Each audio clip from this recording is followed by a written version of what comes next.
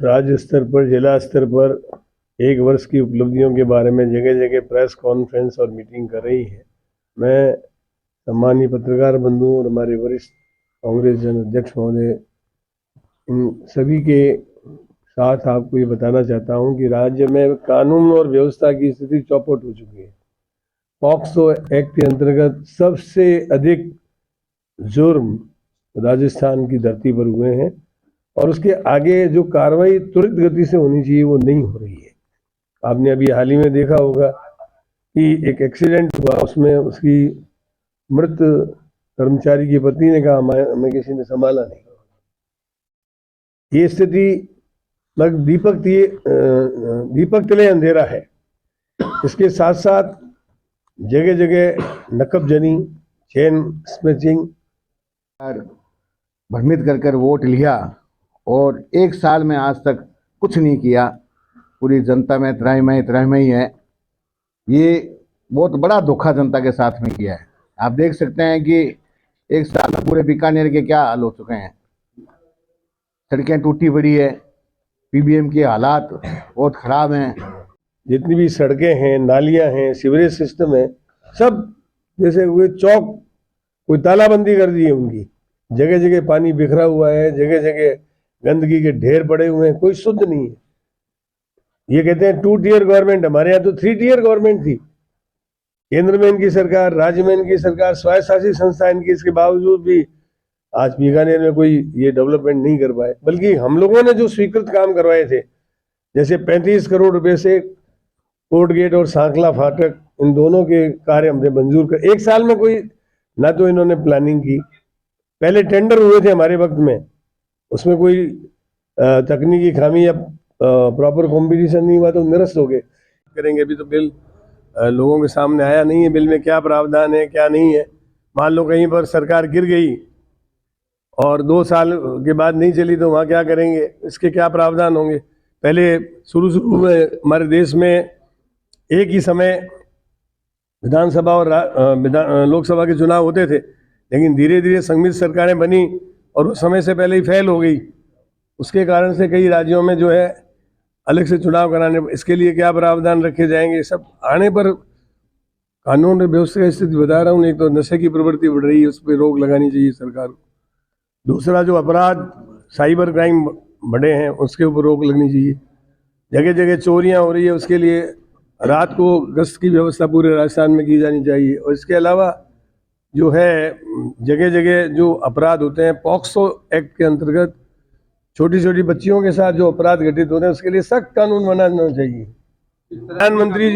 प्रधानमंत्री जी को ये अपील करनी चाहिए कि नए विवाद नहीं खड़े करें, इसके बारे में एक्ट बना हुआ है। केंद्र सरकार 1993 के अंदर एक एक्ट, हमेशा आप देख रहे हो कि बीजेपी ने लोगों को जातिवाद, धर्म के नाम पर और अन्य छोटे छोटे सगुफे देकर ठगा है। उनके पास कोई विकास का कार्यक्रम नहीं, आर्थिक मॉडल नहीं।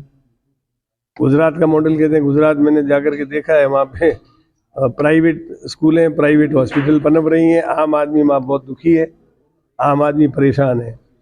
आज मनरेगा के काम जगह जगह ठप हो गए हैं, मनरेगा के काम शुरू किए जाने चाहिए।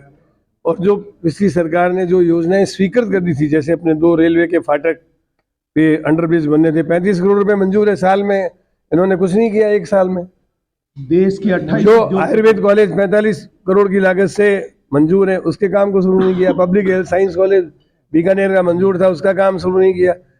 पूरे राज्य में यदि आप देखा जाए तो इन्होंने कोई डेवलपमेंट के काम नहीं किए थे। जो पूरे राज्य की सड़कें बीकानेर सही स्वीकृत थी, उनके लिए फंड्स उपलब्ध नहीं कराए। और अभी भी जो इन्होंने सड़कें स्वीकृत की उसके बजट का आता पता नहीं है। तो कुल मिलाकर के ये उपलब्धि शून्य सरकार रही। गांधी परिवार का तो मैं समझता हूँ बीजेपी का कोई भी नेता मुकाबला नहीं। 3 पीढ़ियां जेलों में रही, पंडित मोतीलाल जी नेहरू, जवाहरलाल जी नेहरू, इंदिरा गांधी जेल में रही।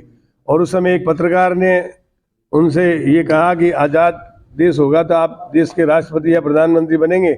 जवाहरलाल जी नेहरू को ये कहा तो उन्होंने कहा आनंद भवन और स्वराज भवन जो आज अरबों की संपत्ति, इसका क्या करोगे? तो उन्होंने कहा कि मेरे पिताजी जब तक हैं तब तक तो वो मालिक हैं, और जब मेरे पास इसका अधिकार आएगा तो मैं इस देश को समर्पित कर दूंगा, राष्ट्र को दान कर दूंगा। ये बात पत्रकार ने उनके पिताजी को कही। उनके पिताजी ने तत्काल ये कहा कि चलो मेरे साथ चलो। नेहरू जी से पूछा तो उन्होंने कहा हाँ ये बात मैंने कही है। तो उन्होंने कहा कल स्टैम्प पेपर लगाओ, मैं भी दस्तखत कर दूंगा, मुझे इतनी खुशी होगी। आनंद भवन और स्वराज भवन आज राष्ट्र को उन्होंने दान कर दिए। उन्होंने कोई भाषा बोल दे, उनका जो त्याग, उनका 17 साल जो लोग जेल में रहे देश के लिए, इन्होंने 1 साल भी कोई जेल काटी है तो उनका नाम बता दें। बीजेपी के किस नेताओं ने जेल काटी? परिवारवाद किसने बनवाया? आज आप ये देखिए कि राजस्थान में अमित शाह जैसे मंत्री इंटरनेशनल क्रिकेट एसोसिएशन के अध्यक्ष बने हुए हैं। इसी तरीके से वसुंधरा जी का लड़का जो है राजनाथ सिंह के परिवार में देख लो, कितने ही परिवार ऐसे गिनाए जा सकते हैं जिनमें 2-2, 3-3 चुनाव में आते हैं। हमने तो इसका कभी विरोध नहीं किया, जो चुनाव में जीत कर आते हैं, जनता जिताती है। परिवारवाद को कहाँ बढ़ावा दिया?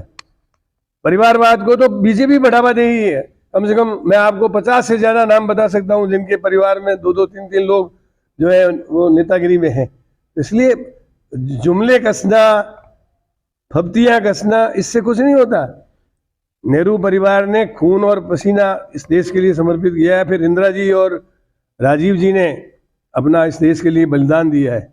और बहुत पहले एक शायर ने कहा था, अपनी कुर्बानी के लिए मशहूर है ये नेहरू खानदान।